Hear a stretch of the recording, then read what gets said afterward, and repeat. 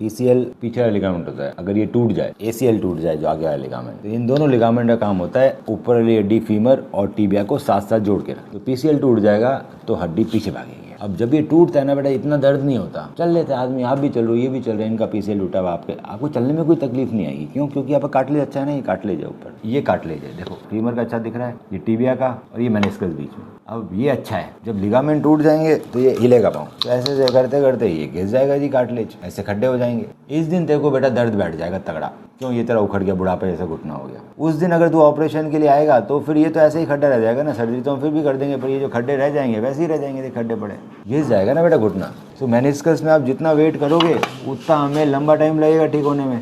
ये मेनिस्कस फटा हुआ है, ऐसा फटा हुआ है, ऐसा फटा हुआ है, इसमें से टाँके लगा सकते हैं। अब ये जो पेशेंट है ये जल्दी आ गया डॉक्टर के पास, तो डॉक्टर ने टाँके लगा लिए। अगर ये इंसान जल्दी नहीं जाता, चलता रहता तो भैया चीथड़े बन जाते। ये निकाल देंगे तो फ्यूचर में नी रिप्लेसमेंट आएगा ही आएगा। सो आप है ना सर्जरी से नहीं बच सकते, आप कितना भी लेट करोगे ना बेटा और अपना नुकसान करा के लाओगे। वो क्या क्या नुकसान होते हैं? 3 तरह के नुकसान होते हैं अगर हम सर्जरी डिले करते हैं। पहला नुकसान, हमारा मेनिस्कस ज़्यादा फटता है। दूसरा नुकसान, मेरा कार्टिलेज घिसता है। तीसरा नुकसान, मेरे जो बाकी लिगामेंट है ना वो डिले हो जाते हैं, एक तो टूट गया, बाकी भी डिले हो जाएंगे। तो फर्स्ट थिंग, सर्जरी इज ज़रूरी। सर्जरी हम किसी मांसपेशी के टुकड़े से करते हैं। ट्रेडिशनल जो सर्जरी है जो हर जगह हो रही है इंडिया में, वो है ये कि मैं ACL और PCL हैमस्ट्रिंग टेंडन या पेरोनेस लॉन्गस एंकल के पास से निकालते हैं। अब ये दोनों ही टेंडन, हैमस्ट्रिंग और पेरोनेस लॉन्गस पतले होते हैं। पतले मतलब बिल्कुल धागे की तरह होते हैं। पतले से चीज़ें बनती नहीं है, तो इसको डबल करके 4 गुना कर दिया, 4 फोल्ड कर दिया, ऊपर बटन आ गया और सर्जरी चालू की। पुराना ACL निकल गया, छेद ऊपर करते हैं, एक छेद नीचे करते हैं और हम लोग आपका लिगामेंट डाल देते हैं। मैंने लिगामेंट डाल दिया, ऊपर गया बटन और नीचे गया स्क्रू, ये सर्जरी खत्म।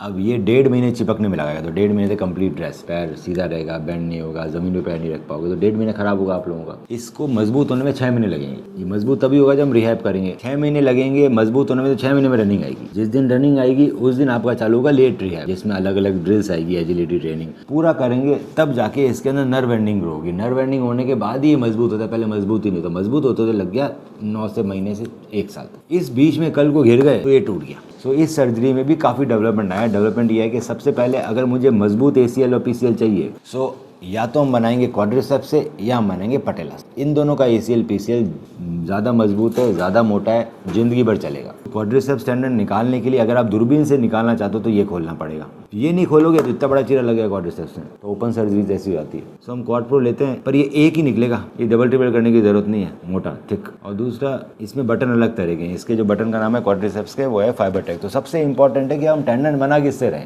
सो ACL को अगर PCL को ज़्यादा चलाना है तो आपको या तो क्वाड्रिसेप्स यूज़ करना है या आपको पटेला यूज़ करना है, ये फैक्ट है। इसीलिए वर्ल्ड के अंदर अभी क्वाड्रिसेप्स सबसे ऊपर पे है। इसमें रनिंग 3 महीने में आ जाएगी तेरी, 6 महीने, तो 50% में तेरा टाइम बचा लूंगा। दर्द होगा नहीं, घुटना जाम नहीं होगा, जल्दी ठीक हो जाएगा। दूसरा, कल को आप गिर जाते हो, जब तक कि ये कमज़ोर है, मतलब 9 महीने, तो ये आपको इंटरनल ब्रेस बचाता रहेगा। तो ये 88% तक ज़्यादा सक्सेस रेट देगा इंटरनल ब्रेस। और क्वाड्रिसेप्स टेंडन वैसे ही बहुत मजबूत है, तो सक्सेस रेट बहुत बढ़ जाते हैं। ये सर्जरी आज तक एक भी डिले नहीं हुई मेरी। Hi everyone, my name is Afrahim. I'm a professional athlete. I got injured while doing kickboxing and training kickboxing. I sprained my knee. So with the research and known friends, surroundings, advice, I got to know about Dr. Manu Bora.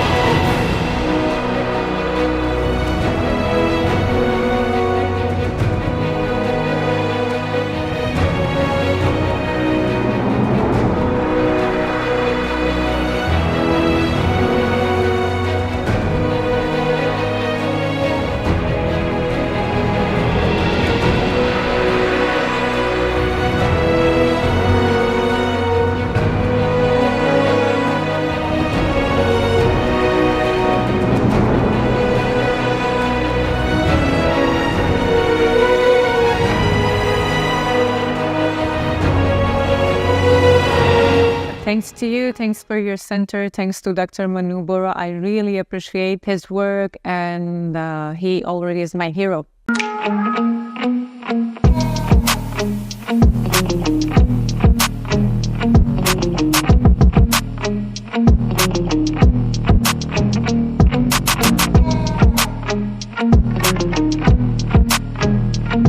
you.